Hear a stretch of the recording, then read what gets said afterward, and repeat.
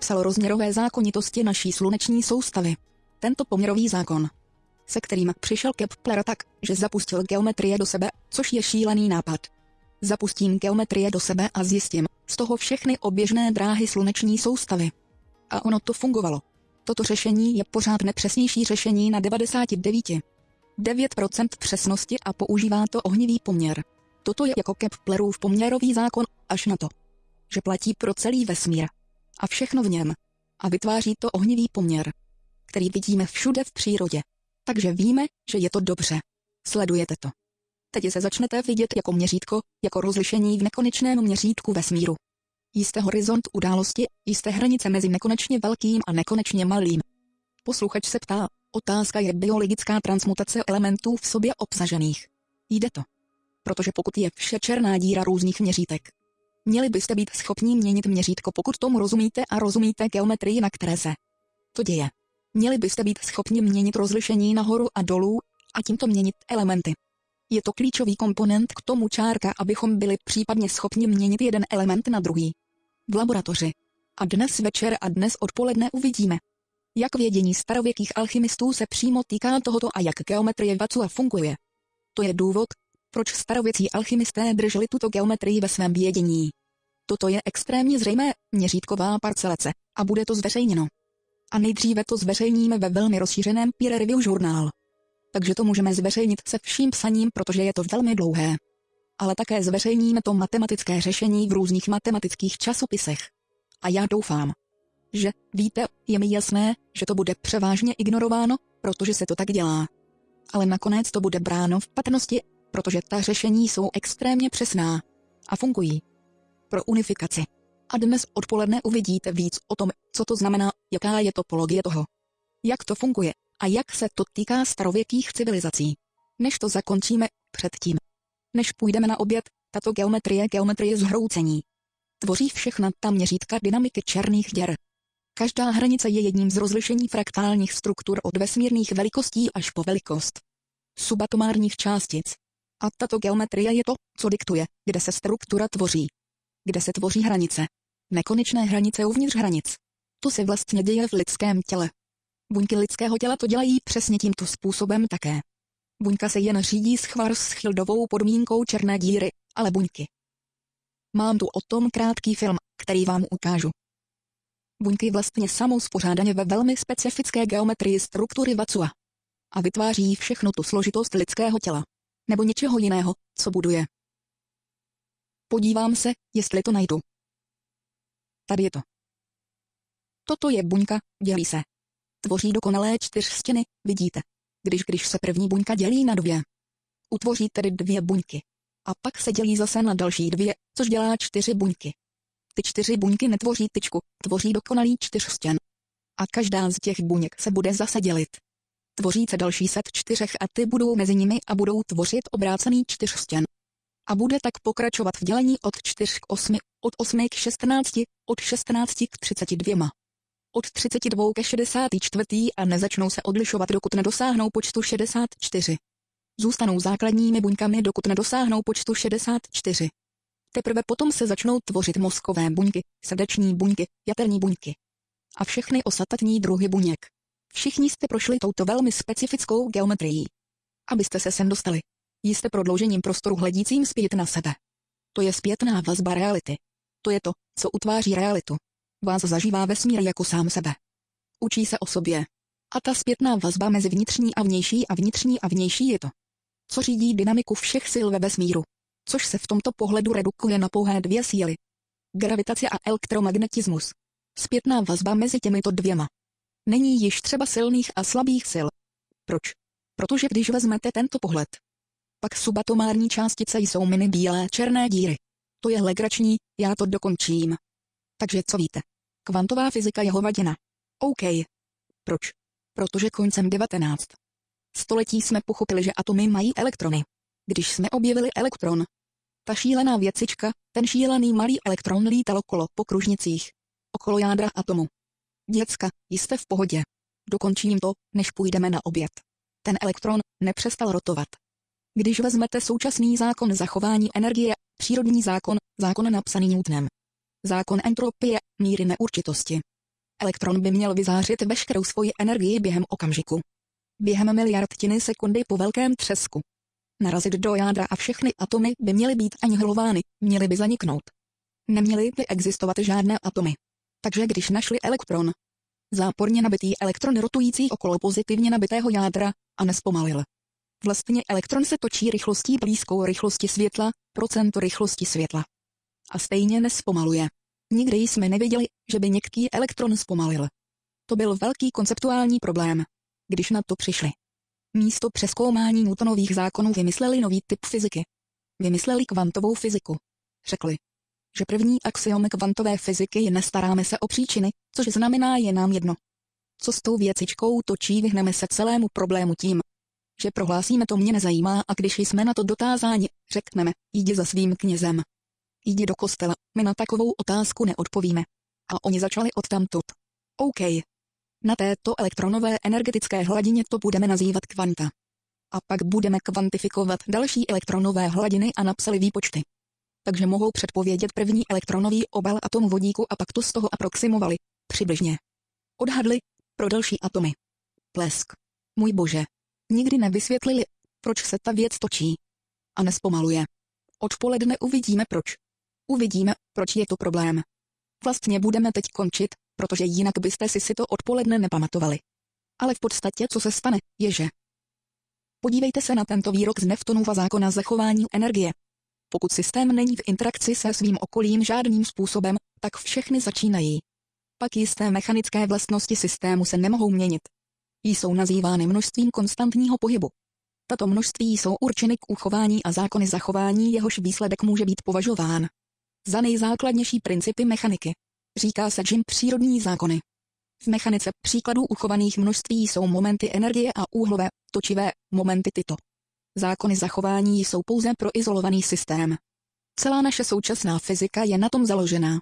Nikdo se nenamáhal se zeptat, co to kurvně je izolovaný systém. Otevřete učebnici fyziky a podívejte se na izolovaný systém.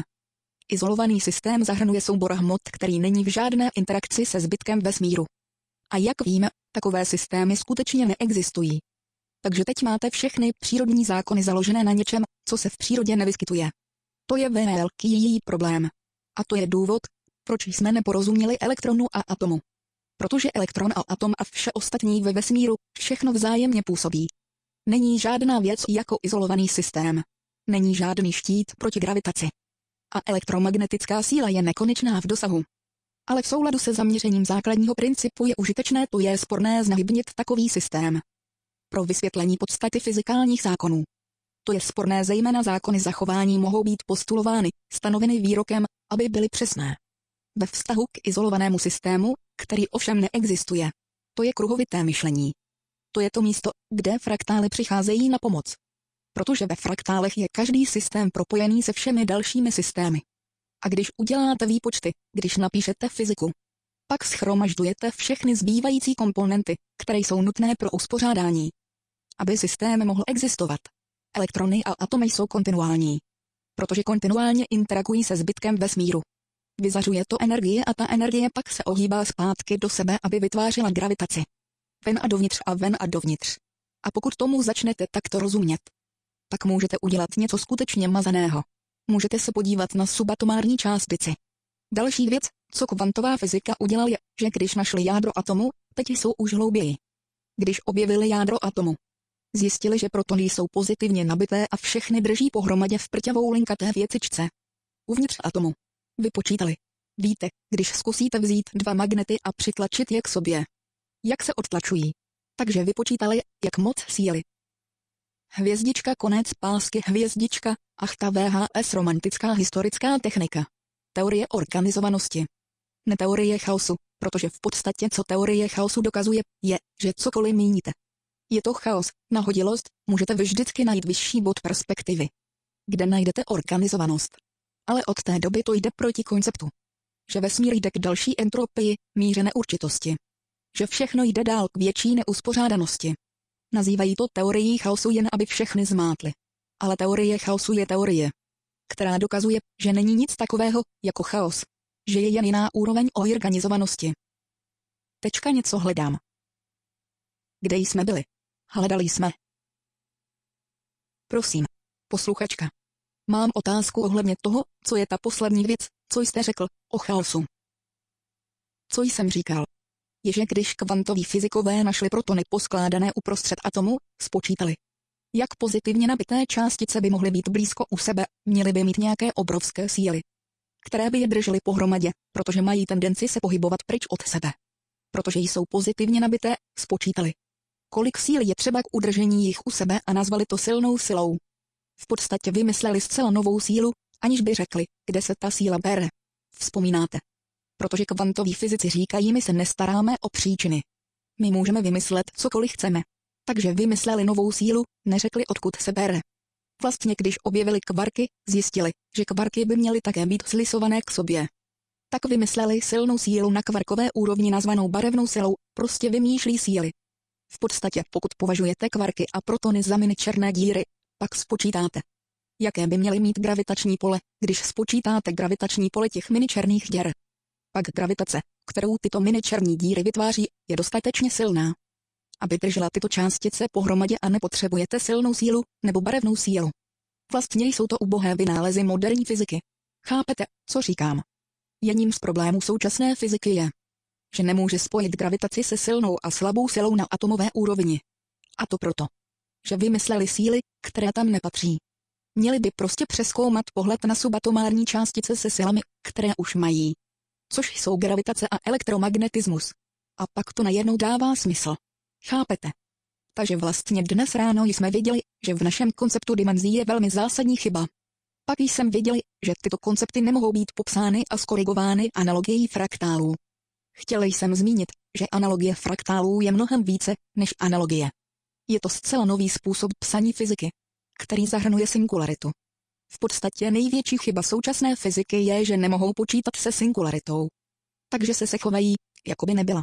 V podstatě například David byl spolupracovníkem Einsteina a zkusil, víte Einsteinova teorii pole, které napsal, zkusil sjednotit fyziku. Zkoušel najít sjednocující teorii od začátku a nikdy před svou smrtí neuspěl. Ale Bohem na jeho argumenty říkal, to musí být hologramy. Musí to mít něco společného s hologramy, kde všechny části obsahují všechny informace a tak dál. A Einstein chtěl používat hologramy, ale hologramy nejsou matematicky použitelné. Je to hezká analogie, ale není žádná matematika, která by byla použitelná v hologramu, kterou můžete použít do rovnic teorie pole. Avšak fraktály jsou matematické rovnice, použitelné ve fyzice. Další věc, která je na fraktálech úžasná je, že fraktálové rovnice reiterace deterministické rovnice. Ve smyslu rovnice sama je deterministická. Kruh a trojúhelník, ale pokud je reiterujete, stane se otevřenou zpětnou vazbou do nekonečna. Čili má to zcela nelineární nedeterministický výsledek. Takže z velmi deterministických rovnic dostanete komplexní nelineární výsledek. Takže berete v úvahu obě stránky vesmíru, deterministickou a nedeterministickou. Viděli jsme, že můžeme vyřešit tyto dimenzní problémy popisem dimenzí jako různým rozlišením fraktálů. Viděli jsme, že vesmír se nejspíš rozpíná a smršťuje zároveň. A že smršťující se část vesmíru by měla mít velmi specifickou kolabující geometrii, která souvisí s čtyřstěnovou sítí, která nakonec tvoří 64 čtyřstěnů. Jak ji můžete najít jako dokonalou geometrii kolabující rovnováhy, která je 64 čtyřstěnová síť, která je tvořena z 8 rozpínajících se Davidových hvězd, spojených do sebe, tvořících vektorovou rovnováhu uprostřed. Pak jsme viděli, že každý ze 4 stěnů tvořící koule tvoří tuto neuvěřitelnou geometrii květiny nebo semínka světla, které vidíme, jak se vynořují ve všech úrovních, včetně způsobu, kterým se vyvíjí buňky v ženském lůně. Všimněte si také, že všichni přicházíme jako dobrý důkaz, že vesmír je fraktální. Nikdo si toho nevšiml, ale všichni pocházíme z dalších lidí. To je dost dobrý důkaz, že fraktály jsou součástí základů stvoření. Všichni sem přišli z našich matek. A když se na to podíváme, můžeme říci, že čtyřstěn v kouli je vlastně reprodukován ve stvoření nové lidské bytosti. Protože máte penis jako vektor a vaginu jako kouli a jak penis překročí horizont události. Koule vyšle další malý vektor, sperma, a to překročí další horizont události. Buňku vajíčko, a pak vajíčko překročí horizont události dělohy a jde do placenty a roste. Tvoří kouli a pak ta koule a tam jsou ty vektory nohou a rukou. A pak tento vektor se ohne dolů a překročí horizont události matky. Chápete, jak se to vyvíjí? A pak, konečně, když umřete, překročíte horizont události svých atomů a tak dál. Myslel jsem si, že je to zajímavé. Ale také všechen život vzniká z vody. A molekula vody je čtyřstěn. Čili ta molekula vody a stejně molekula křemíku jsou jako převodník pro informaci Watsua do této úrovně rozlišení reality. Proč si myslím, že voda je převodník? Díky pozorování. Všechno vzniká z vody. A pokud geometrie Watsua je čtyřstěnná, můžete předpokládat, že ten vehikl, který veze informaci geometrie Watsua, by měl být čtyřstěnový. Mělo by to pasovat. A pasuje. Ale co je opravdu zajímavé, je to, že jak se to děje, voda je jediný známý element, který se rozpíná, když chladne, a smršťuje se, když se ohřívá. Čili má to úplně opačnou termodynamickou strukturu. A to je spojení mezi horizontem události. Má to termodynamické spojení, protože vacuum se blíží absolutní nule. A elektromagnetické pole jde k teplu. Chtěl jsem o vodě říct něco jiného. V každém případě, z molekuly vody. Ono je. Voda je extrémně dobrý příklad dynamiky prostoru tvořícího realitu. Představme si kapku vody padající z nebe.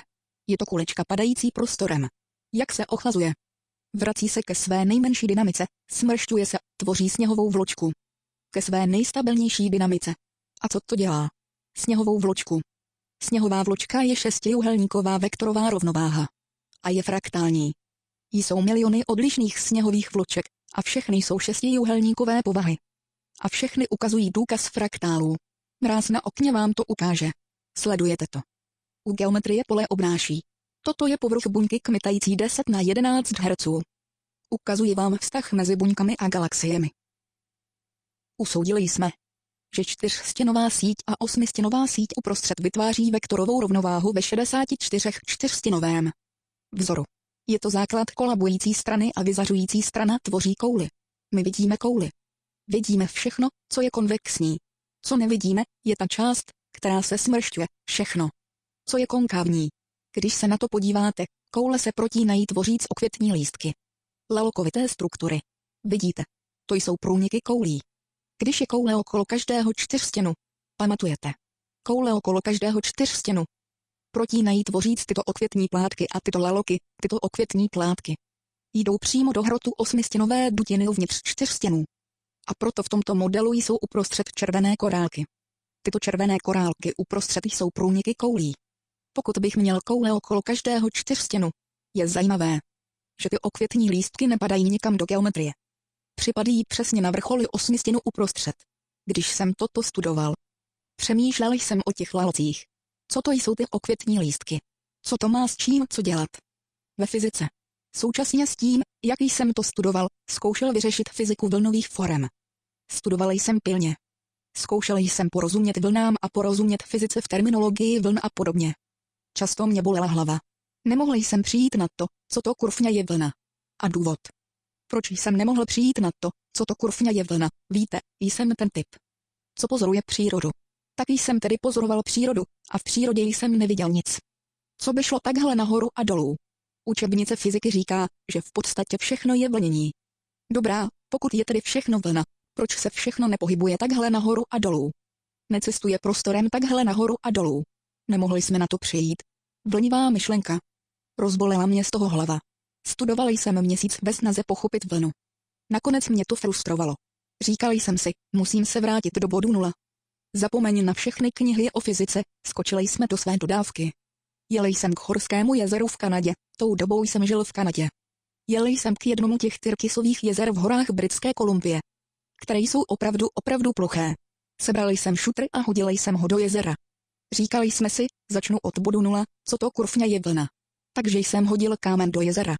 Kámen zasáhl povrchovou substanci, hladinu vody a samozřejmě se udělaly vlny. Viděl jsem, že když podélně rozříznu ty vlny, uvidím ten pohyb nahoru a dolů. Znamení vlny. Ale něco nebylo docela v pořádku. Když máte tento pohyb vlny nahoru a dolů, je to jen výsledek, že ten kámen zasáhl na povrchově napjatou vodu, hladinu a tlačil molekuly pryč. Musíte uvažovat také tuhle sílu toho kamene jdoucího vodou. Takže když uvažujete příčinu vlny a tu vlnu, dostanete odlišný model. Dostanete model podobný kuželu, protože kámen se ponořuje a voda uniká pryč. A to byl okamžik, kdy mě to udeřilo. Můj bože. Uvědomil jsem si, co se stalo. Toto je znovu ten dvoudimenzionální problém. Hádejte co? Náš vesmír není na obrazovce osciloskopu. Náš vesmír je zde v kulových souřadnicích. To, co se stalo. Protože fyzikové a matematici opravdu nejsou dobří v zacházení s rotací a úhlovým momentem. Točivým momentem, Coriolisovým efektem a tím vším, oni rozplácli tu vlnu. Udělali to takhle. To, co jsem udělal já, když jsem měl to osvícení tím kuželem. Šel jsem na kraj jezera, do písku jsem nakreslil kleckem tu vlnu a proložil jsem to čárou. Takhle. A uvědomil jsem si, že vlna je 3D vír. Chápete to všichni? A já. Bože můj. Oni rozplácli vlnu, proto jsem zmatený. Nic ve vesmíru nejde nahoru a dolů. Všechno ve vesmíru obíhá a rotuje. To je jeden z důvodů, proč Einsteinovy rovnice pole nejsou kompletní. Je to proto, že točivý moment a Coriolisův efekt, které vyplývají z rotace, jsou eliminovány připojením referenčního rámce k rotaci objektu. Když vypočítávali síly podílející se na rotaci černé díry, připojili se k černé díře. Takže rotovali úplně stejným tempem, takže nemuseli uvažovat s točivým momentem. Prosím. Posluchačka se ptá na rotaci a čas, nerozumím otázce, jo, dostaneme se k tomu za chvilku. Představte si. Dám vám jednoduchý příklad. Představte si, že se před vámi točí elektrický motor s hřídelí a vy zkusíte chytit tu hřídel. Když ji chytíte, když se nepohybujete s ní, vzniká teplo, točivý moment, všechny efekty. Termodynamiku taky. Vaše ruka se skroutí jako nit, ale když se budete točit s hřídelí, pak síla zmizí. To je velký rozdíl. Když počítáte věci točící se s pozorovatelem, pak vám unikne mnoho sil. Představte si například počítat síly, které se dějí v galaxii. 3 miliardy hvězd obíhají, že? Místo toho, aby pozorovatel sledoval pohyb po oběžných drahách, připojí se k pohybu a pak nebudou žádné pozorovatelné síly. To je velké zanedbání současné fyziky. Co se pak stalo? Uvědomil jsem si, že ten tvar vlny není nic, co by šlo nahoru a dolů, ale obíhá ve spirále, šroubovici. A když se na to podíváte tímhle směrem, pak frekvence. Výška vlny a vlnová délka jsou výsledky úhlového momentu, rotace. S tím se nepočítalo. Když se podíváte na slunce a představíte si elektromagnetické pole slunce, jak se k vám blíží, typicky si představíte něco pohybujícího se takhle, nahoru a dolů. Ale vlastně to k vám blíží takhle, po šroubovici. Byl jsem tím nadšen. Můj bože. To funguje. Je to vír. A pak jsem si lehl na písek a sledoval slunko zapadající za hory. A říkali jsme si. Není paráda, že jsme si vždycky mysleli, že slunko zapadá. Ale vlastně je to země, kdo se otáčí. A jak jsem si to pomyslel, dostal jsem další nápad. Mechanicky. Počkat. Bylo nám řečeno v našem současném porozumění, že slunko je tady. Uprostřed naší sluneční soustavy, už od Galilea a Koperníka. A planety dělají něco takového. Ano. Je to pravda. Ne. Vlastně to nemá nic společného s dynamikou v naší sluneční soustavě. Přesto je to říkáno ve škole všem našim dětem. I v mojí škole bylo jedno z těch zařízení. Víte, jak zatočíte tou věcičkou na spodku a planety jedou okolo slunka? Nevím. Jestli jste to měli, ale já to ve škole měl. Je to vlastně úplně nesprávné. Tady jsou blízké uzavřené systémy kousající nás zase do zadku. Protože slunko se pohybuje rychlostí 200 km za vteřinu a planety ho následují. Rovník slunce generuje obrovský vír. To nemá nic společného s tím, že by se planety honily do zblbnutí dokola. Sledujete, jak rozdílný pohled to je. Jen nejít s tím uzavřeným systémem. Uvědomil jsem si, že jsou to všechno víry. Když se na to podíváte, můžete říct, že to je 2000, tohle 2001, toto 2002 a tak dál. Ano. Tahle vzdálenost nemá nic společného s tím samým bodem v časoprostoru. Po roce rotace okolo slunka je Země miliony a miliony mil, 6 289 920. 0 kilometrů, daleko od místa, kde byla minulý rok. Sledujete, jak to začíná otevírat vaše mysl. Vaše vědomí tomu, co se skutečně děje. Posluchač. Kolik je vám let? Co tím myslíte? Posluchač, kdy máte narozeniny? Narozeniny, vlastně je zde narozeninový den. Proto jsou vám 2, 3 roky, protože jste se změnili. Ve skutečnosti. Když by se Země vrátila na stejné časoprostorové souřadnice, nezměnili byste se. Pokaždé by to byl ten samý rok. To by vás opravdu nudilo. Svišťový rok, film na Hromnice o den více, víte. Uvědomil jsem si. Jak každý okamžik je, protože se pohybujeme geometrii časoprostoru. A každý pohyb skrz něho, každý bod na té spirále, je jiný bod. Je v jiném vztahu se vším ostatním. Posluchač. Můžete vysvětlit Coriolisův efekt a jak do toho pasuje? Dobrá, Coriolisův efekt. To je trošku složitější, Coriolisův efekt vysvětlím trochu později. Bude to snazší s grafem na počítači. Povidej. Posluchačka. To, co jste říkal, znamená, že čas je vlastně spirála, ne kruh. O tom si ještě povíme později. Toto je koncept lineárního času, ale nakreslený na spirále místo přímé čáry. Protože tu je skutečná dynamika naší planety. Proč je to důležité? Ve fyzice to své místo. To uvidíme za chvíli. Ale použil jsem to v psychologii. Je to tak, že když se na to podíváte, můžete říct, že v každém bodě planetárního času jste zanechali otisk v časoprostorové struktuře, kudy se planeta pohybovala. To znamená, že všechny události, které se na planetě přihodí, jak se pohybujeme prostorem, jsou otisknuty. Vyzářeny do vacu a ve specifických souřadnicích časoprostoru. Proč se to aplikuje v psychologii? Protože když tomuto porozumíte, můžete někoho vést zpátky v čase viděním mysli, sledující stopu. Skutečnou mechanickou stopu planety v prostoru. A dojít zpátky k události, která pro ně byla dramatická. A to, co děláte, je, že když se dostanou do toho bodu. To je velký rozdíl, když se snažíte do toho lidi dostat se špatným modelem. Což je planeta vracející se dokola k sobě. Když se vrátíte rok zpátky, je to matoucí. Chápete proč? Protože časoprostor se překrývá a stává se nepořádkem. Ale když máte tu správnou techniku, lidé si to mohou snáze vizualizovat. Instinktivně vědí, jak se vrátit zpátky, sledují Zemi zpátky do místa, kde se udála událost, která jim způsobila problémy v životě, a pak to, co děláte, je, že vedete k vizualizaci té události nebo prožít tu událost. Z přesně toho opačného úhlu pohledu. 180 kroužek od toho úhlu, z jakého ho pozorovali. Když měli třeba dramatickou nehodu, musíte je vést k tomu, aby změnili náhled. Když zažili třeba sexuální násilí, nebo jakékoliv násilí, vedete je k tomu, aby pozorovali událost ne z místa, odkud událost pozorovali, ale 180 kroužek opačně. Když byli obětí, teď se stanou útočníky. Když byli útočníkem, stanou se obětí. A když to udělají, pozorování zkušenosti je velmi silné, velmi dramatické. Účelem pozorování je empatie, protože cítí přímo bolest, strach, všechny ty problémy, které ta osoba zakouší, které činí těžké chvíle. Je to velmi silné. A domnívám se, že když se toto odehraje, ta 180 kroužek fáze dvou vlnových formací zruší tu událost. Všechno to utrpení, můžete se podívat na jejich tváře. Už jsem to dělal mnohokrát. Všechno to utrpení, protože se to všechno vyruší. Všechny ta geometrie následující tu událost změní vír událostí do současnosti. A oni se změní přímo před vašima očima. Někteří lidé, kteří měli velké fyzické problémy, se jich prostě zbavili přímo tam. A potom se všechny budoucí možnosti také změní. Protože ta událost už se nenachází ve spirále času-prostoru. To je jedna věc, která je na tom opravdu zajímavá. Bylo to opravdu velmi účinné se Suzie. Je to Suzie ještě? Ne. Odešla. Spolupracuji s ní a doufám, že dokončíme knihu o psychologii, o aplikaci této teorie. Dotýká se to všech úrovní, protože je to skutečně sjednocený pohled. Byl jsem tím opravdu nadšen. Uvědomil jsem si, co byla ta vlna, že to je vír. A uvědomil jsem si, že mechanismus obíhajících těles ve vesmíru jsou všechno víry. Spirály. Říkal jsem si, jak to lidem vhodně vizuálně přiblížit, aby tomu rozuměli. Přemýšleli jsme a přemýšlel, šel jsem do své dodávky, říkal jsem si, že musím použít něco jako rotující motor, nebo něco, a provázek.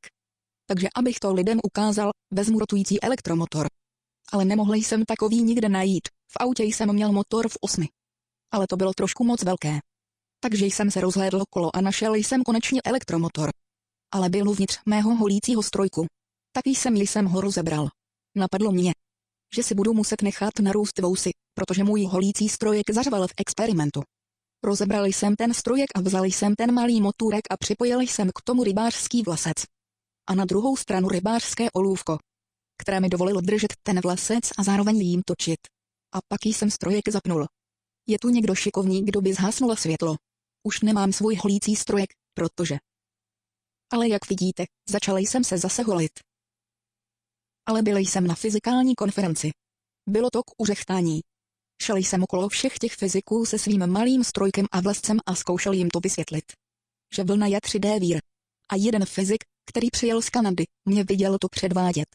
A přinesl mi tuhle věcičku. On si myslel, že je to fajná hračička.